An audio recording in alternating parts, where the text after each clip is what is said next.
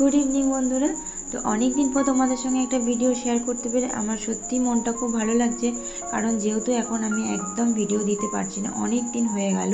কারণ আমার বাচ্চাটার জন্য আমি একদম ভিডিও দিতে পারি না, যদিও আমার কাছে বেশি থাকে না। ওই যে সংসারের কাজকর্ম তো অনেক আছে, তাই না? তো একা হাতে সব দিকটা সামলে আমি আর পেরে উঠছি না ব্লগ দিতে তোমাদেরকে। তো যাই হোক, আশা করছি তোমরা খুব ভালো আছো, সুস্থ আছো, আর আমিও খুব ভালো আছি, সুস্থ আছি। তো আমার একটি নতুন ভিডিওতে তোমাদেরকে অনেক অনেক স্বাগত, অনেক অনেক ভালোবাসা দিয়ে। তো অনেক দিন পর একটা তোমাদের সঙ্গে ব্লগ শেয়ার করছি। তো চলো, এই ভিডিওটা হচ্ছে জন্মাষ্টমীর ভিডিও। তোমরা দেখে বুঝতেই পেরে গেছো এই ভিডিওটা জন্মাষ্টমীর। তো জন্মাষ্টমীর আগের দিন বিকেলবেলাতে, মানে সন্ধ্যার দিকে আর কি, কিছু কেনাকাটা করতে এসেছিলাম দুদিন আগে। তো জন্মাষ্টমী ঠাকুরের, রাধাকৃষ্ণর কিছু ড্রেস নেব বলে, আর ফুল টুকিটাকি জিনিস ঠাকুরেরই নেব বলে এসেছিলাম। আর এসেছিলাম একটা স্পেশাল কারণের জন্য, আমার মেয়ের জন্য রাধা ড্রেস আনতে। তো রাধা ড্রেস তো পেলাম না, তো কি করব? তো শ্রীকৃষ্ণেরই জন্মাষ্টমীর জন্য গোপালের ড্রেসই নিয়ে আসতে হলো। তো ওর বাপি বললো যে যখন পাওয়া যাচ্ছে না, তো ওকে গোপালের ড্রেসটাই নিয়ে নাও। তো যাই হোক, ওটা কিন্তু নিয়েছি, খুব ভালো লেগেছে ড্রেসটা আমার। তো চলো, আর এটা তার পরের দিনের সকালের ভিডিও, মানে জন্মাষ্টমীর দিন সকালের ভিডিও। তো যেহেতু ভিডিওটা ছোট ছিল, তো সেই কারণের জন্য একসঙ্গে জুড়ে আমি ভিডিওটা তোমাদেরকে পোস্ট করছি। তো এদিকে দেখো, সকাল সকাল ঘুম থেকে কিন্তু উঠে পড়েছি।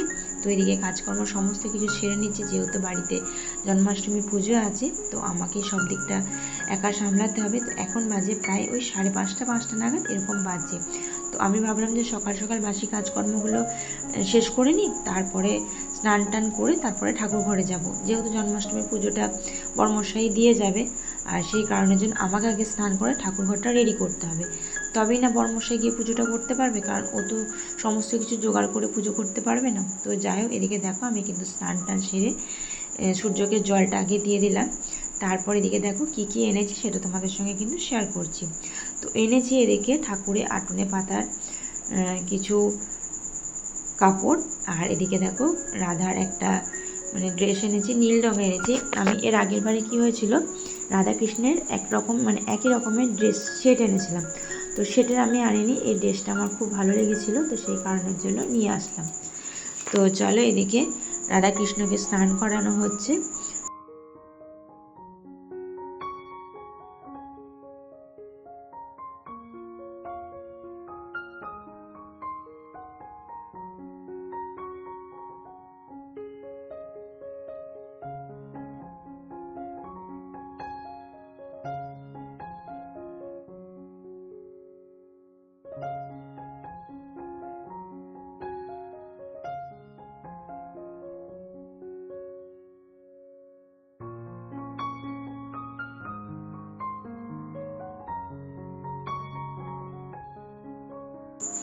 তো চলো বড়মশাই স্নানটা করিয়ে দিই।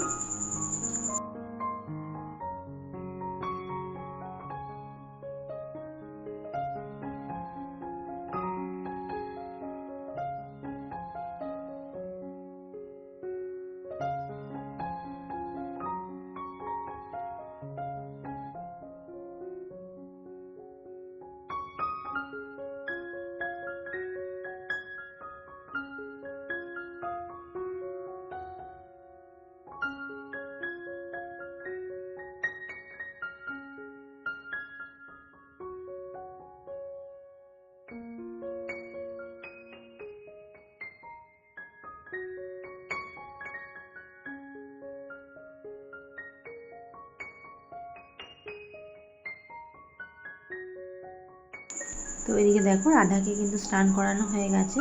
তো রাধার ড্রেসটা এবার পরিয়ে দেবো। তো পরাবার পরে কেমন লাগে সেটা অবশ্যই কিন্তু কমেন্ট করে জানবে।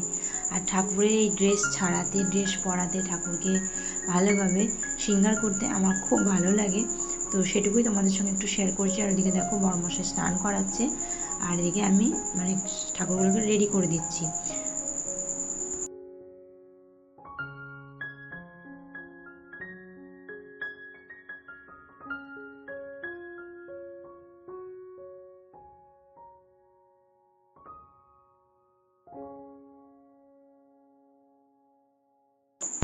আর এদিকে দেখো কত সুন্দর লাগছে, রাধাকে একটা বেশ খুব সুন্দর একটা বেশ ঘাগরার মতো পরিয়ে দিয়েছি। আর এদিকে দেখো আমার কৃষ্ণকে আর রাধাকে কত সুন্দর লাগছে আটনের মধ্যে রাখার পর। তো যেহেতু জন্মাষ্টমী উপলক্ষে তো তোমার ঠাকুরকে তো ভালো করে পঞ্চগব্য করাতেই হয়, তো সেটা বর্মশাই করালেই ভালো। তো আমি তো অতটা মানে করলেও হয়তো আমার মনে হয় যে পুরুষ মানুষের পুজো করাটা বেশি শুদ্ধ।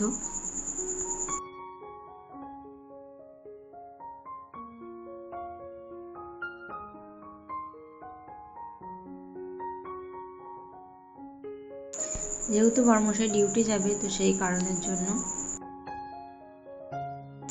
তো এদিকে বর্মশাই ডিউটি যাবে করে আমি তাড়াতাড়ি করে সুজি আর একটু রুটি করে দিলাম, কারণ না খেয়ে নইলে চলে যাবে। একটু দেরিও হয়ে গেছিলো কারণ এত পুজো করতে আর করতে অনেকটা টাইম লেগেছিলো।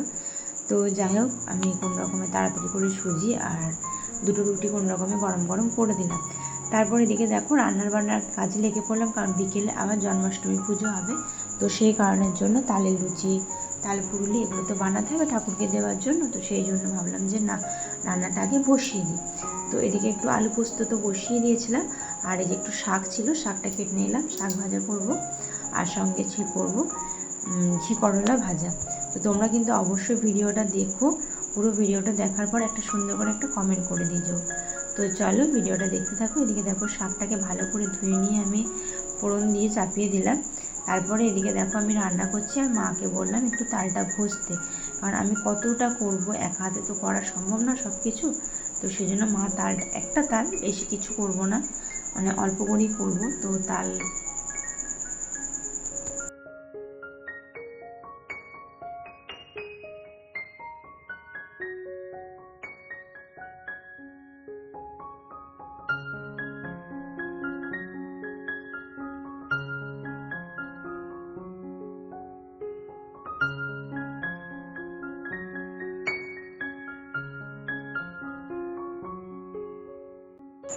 আর এদিকে দেখো আমার ছোট্ট রিসোনা কতটা বড় হয়ে গেছে, যেহেতু তোমাদের সঙ্গে কোনো ভিডিও শেয়ার করতে পারি না বলে দেখানোও হয়নি।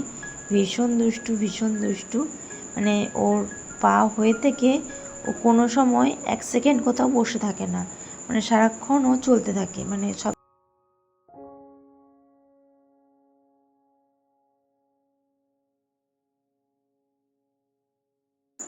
কলপাড়ে চলে যায়। জলের তো ভীষণভাবে নেশা, কোথাও একটুকু জল দেখলেই হয় বোতলের জল ঠেলে ফেলে দেয়। কলপাড়ে গিয়ে মানে গামলা বালতিতে যদি জল থাকে সেই জল নিয়ে একদম মানে বিচ্ছিরি কাণ্ড করে, মানে ভীষণভাবে জলের নেশা, এটুকু তোমাদেরকে বলছি। আর তারপরে দেখো বিকেল দিকে তাল ফুরুলি, তালের লুচি, এগুলো তো ভোগের জোগাড় করতেই হবে। তো সেই কারণের জন্য আমি নিরামিষ গ্যাসটা নিয়ে একদম বাইরে চলে আসলাম, যেহেতু ঠাকুরের রান্নাগুলো আলাদাভাবে করা হবে। তো এদিকে আমি ঠাকুরের লুচি তাল ফুরুলি করে নিয়েছি। তো এদিকে আমাদের যেহেতু সন্ধ্যাবেলায় পুজো হয়, তো সেই কারণের জন্য ফলগুলোকে কুচিয়ে নিচ্ছি।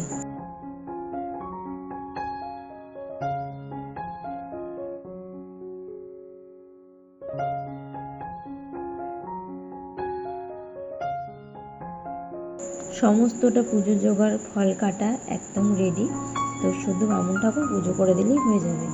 তো চলো, আর তারপরে স্পেশাল যেটা, এই যে আমার মেয়েকে আমি কৃষ্ণ সাজিয়েছিলাম, তো খুব কিউট লাগছে। তোমরা কিন্তু অবশ্যই বলো যে কেমন লাগছে। তারপরে এদিকে দেখো ওকে কিন্তু সবাই দেখতে ব্যস্ত যে ও কি করে।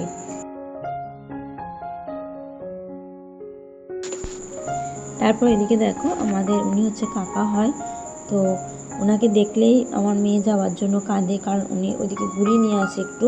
তো সেই কারণের জন্য ওনার পিছু চলে যাচ্ছে, বলছে যে ওইখানে থাকো, পরে তোমাকে নিয়ে যাব। তো শুনছে না, মনে করছে যে আমাকে আর নিয়ে যাবে না। তো যাই হোক কেমন হয়েছে আমার গোপাল ঠাকুরকে অবশ্যই কিন্তু কমেন্ট করে বলো। তো যাই হোক, এদিকে দেখো অনেক কষ্ট করে কিন্তু সাজিয়েছে, ওকে সাজানো কিন্তু চারটিখানি কথা না। ও যখন ঘুমাচ্ছিল আমি কপালের ওই যে ওইটা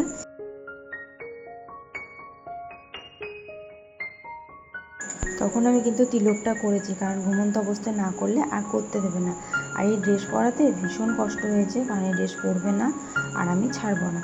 তো যাই হোক কেমন হয়েছে কিন্তু অবশ্যই তোমরা বলো। আর এদিকে দেখো পুজো কিন্তু হয়ে গেছে। তো চলো ভিডিওটা এই পর্যন্তই রাখছি। দেখা হচ্ছে তোমাদের সঙ্গে খুব শিগগিরই আবারও একটা নতুন ব্লগের সঙ্গে।